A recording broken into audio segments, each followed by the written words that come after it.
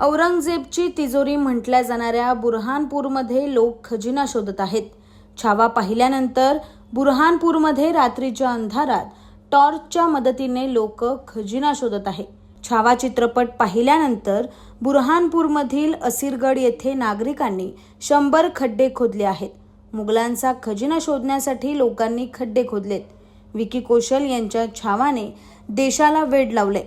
हा चित्रपट बॉक्स ऑफिसवर दररोज नवनवे विक्रम करत आहे. छावा पाहिल्यानंतर मध्य प्रदेशच्या बुरहानपूरमध्ये खजिना शोधला जातोय.